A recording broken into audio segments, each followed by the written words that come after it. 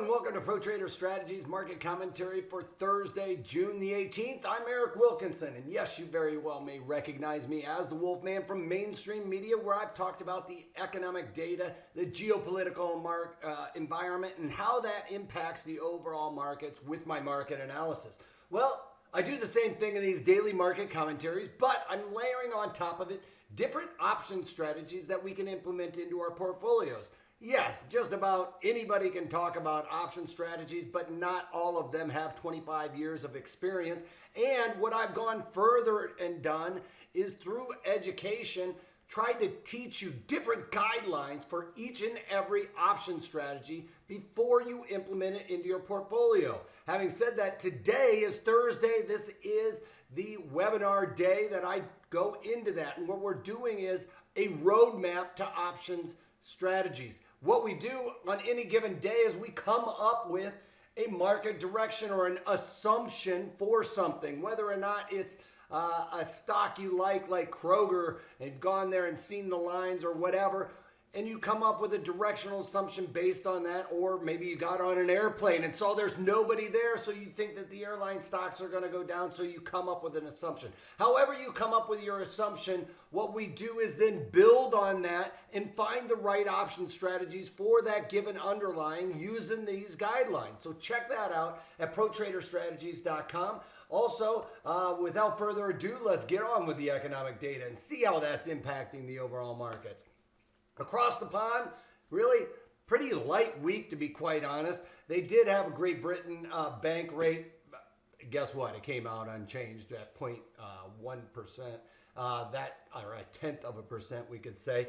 So they did not change their interest rates, which was expected to keep that unchanged. I don't think that anybody globally is thinking about raising interest rates, and nobody really wants to lower interest rates at this time. Why? Because that would be putting us into negative territory, and that's never really good. So that being said, they are off the board there.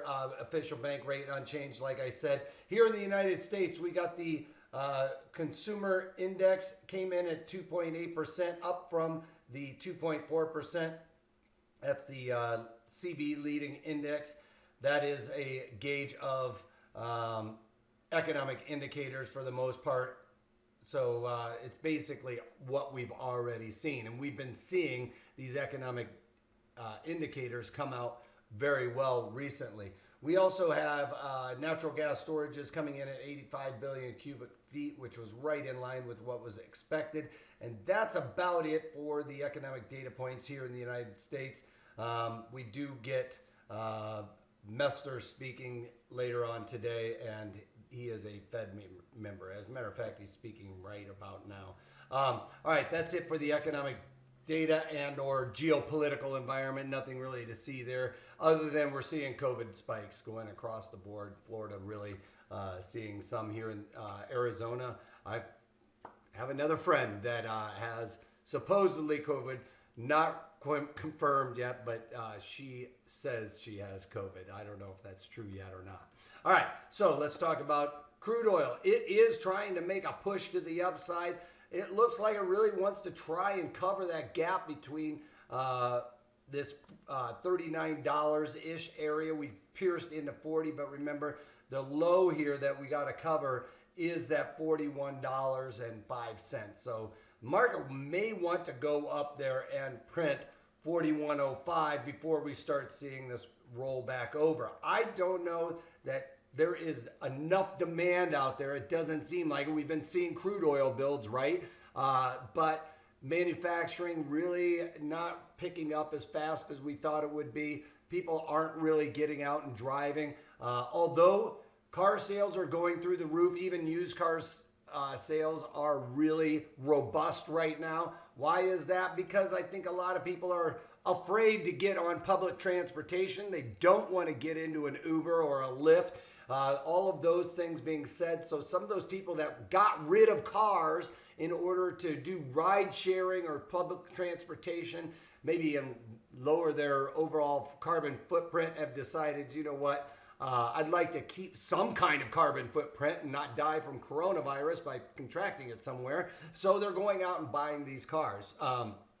So I've got a trade that we're going to talk about today in the webinar on a bearish assumption. So there's always something out there, even though we are in a bull market for the most part here and looking at all-time highs and say the Nasdaq. Well, is there an opportunity for downside in different stocks despite the fact that the broader market is rallying? Well, yes, there is always something I say that we can add negative deltas to our portfolio, and that is a good thing as a hedge because most of us are overall long in our portfolios, whether it's a 401k, which we do have to think about, not that we can always trade in that 401k, but those are usually biased to the upside. So we can hedge in a regular portfolio because we have to look at it as a full sphere of all of our investments, including our house too. So I talk about all those things in the market commentaries and in the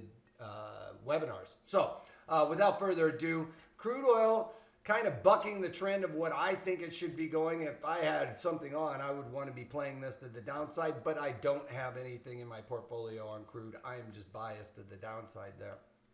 All right, gold futures are coming off by about $6 today, and I've talked about this time and time again that I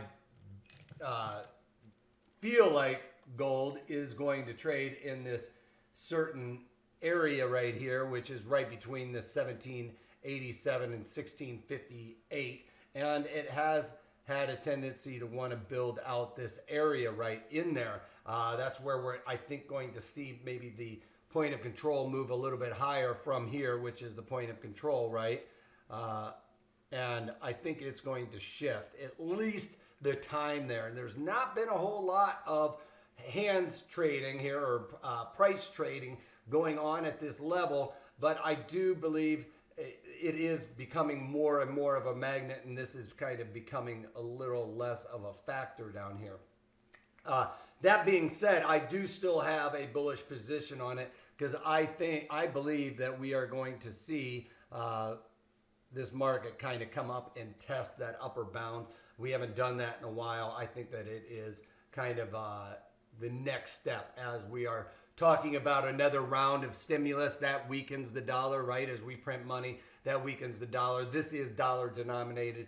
I think that the gold bugs may come out and add some maybe protection from some of the stocks. As I think that stocks, we're going to start to see them start to slide a little bit more sideways than what we've been seeing. So that could give gold a push higher as people rotate out of some of the riskier, risk-off kind of trade and put that into the safe haven of gold. Now, bonds moving higher by a point today. I think that we are, like I've said, going to move back in and start touching in and around this point of control. I think that the sweet spot for the bonds is right there between 183 and basically 178, which we did test below that. We went all the way down to the 172 area, but that was kind of pricing in a really good economy or a very quick recovery and that interest rates would start going up. Well, and remember, we have interest rates. If interest rates start going higher, and that means that the price, I'll just do a dollar sign, goes lower, right? So that's what we are seeing. As this moves down, that's price moving down, which means interest rates are moving higher. Well, we saw this week from Powell, he's talking, hey, we're not going to probably raise interest rates for at least a couple of years. Well, that's what's given this move back up into this value area where I've been talking about. Yes, again, we have the point of control down here, but I do expect that to shift higher, at least for the volume. Again, not seeing a whole lot of money changing hands at this level, but there's time being spent there, which does show shows acceptance of value at those levels. So I think that that's where value is, and I think that we are starting to come to that conclusion that that is where value is starting to line up. So in and around that 180 handle, I think is really the sweet spot for bonds, at least for the foreseeable future here going forward.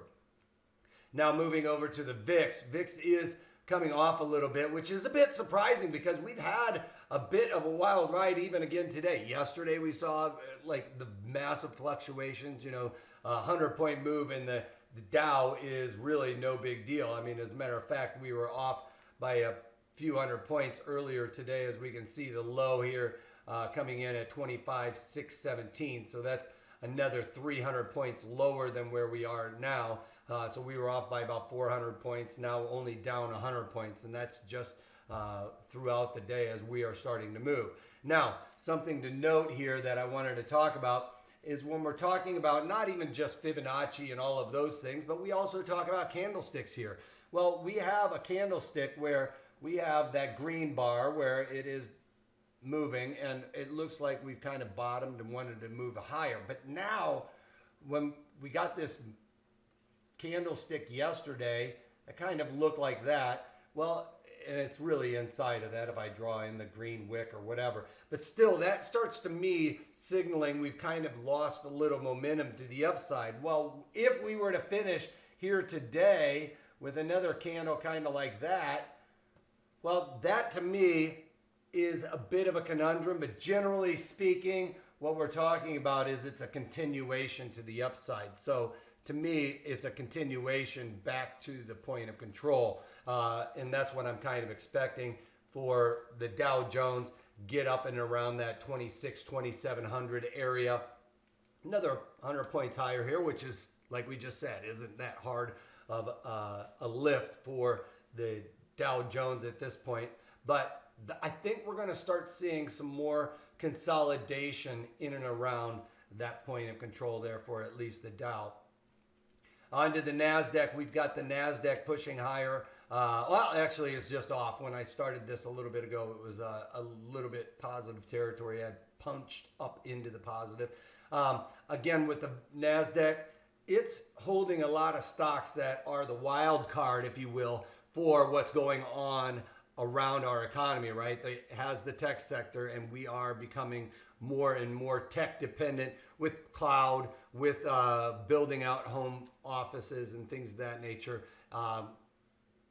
electronic arts, you know, all of those things being said, those are things that people are consuming right now. Online sales going through the roof. That is going to reflect on the cloud side also. So some of the, I think it was, I can't remember the exact numbers, but there is a lot of new online shoppers. Some of them are buying online, picking up at the store still. And I think like over 50% of those or something like that, or right around 50% of those people that were new, there was a 35% increase there, mostly in the older generation. But those people said that they liked that experience and that they would likely do it again. So that going forward does bode well for the tech sector there. All right, E-mini S&Ps. I threw on some new Fibonacci lines in and around here. So E-mini S&Ps, similar setup as what we were seeing in the Nasdaq with this setup right here, where it looks like it could be a continuation pattern to go up and test 3242. All right. Again, though, I do believe we're going to start consolidating. I don't think that we're going to see these wild swings as much anymore. We're going to start seeing a bit more of a tighter range going forward as the market starts settling down and really tries to digest what's going on with COVID, with these second wave of outbreaks here and over across the pond and in the Middle East. Those people are seeing similar situations here.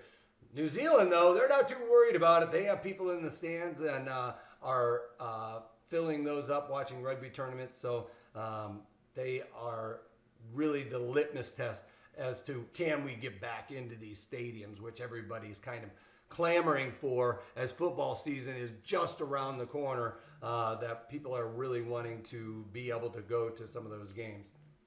All right, so that's E-mini S&Ps. So let's take a breakdown of the E-mini S&Ps on the 30-minute chart. Yesterday was a full-on inside day, and we talked about it, selling the previous day's value area high, buying the value area low. Today we don't have that luxury. Value area just outside of, well, it's lined up with the point of control from yesterday's low, or today's point of control is lined up with yesterday's value area low. So not a whole lot there, but market really starting to tighten up here as we move forward right around that 3,100 area, which notably is where a lot of time has been spent, which is acceptance of value. Okay, so we're seeing that build up in and around there.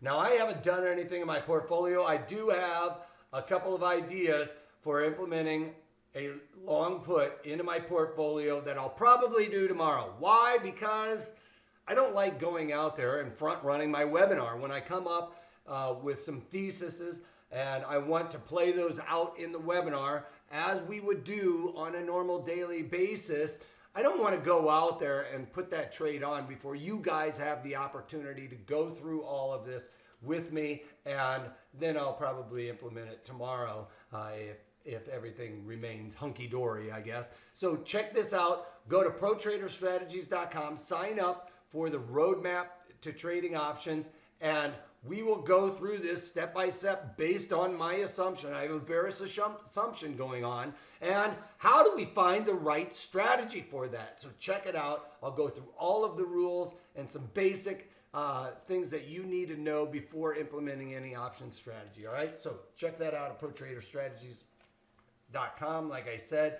also one final thing to go over is our disclaimer. Keep in mind we are an educational company, and everything that we talk about in these webinars and daily market commentaries is for educational purposes. I'm just trying to give you some guidelines that I've discovered, that I've created throughout my 25 years of trading options in order to streamline your process on finding the right option strategy for your given assumption. Not everybody's going to do that. They're just going to tell you how to build a strategy, or say, hey, if you implemented this strategy, you would have had 2,000% gain. Well, yes and no.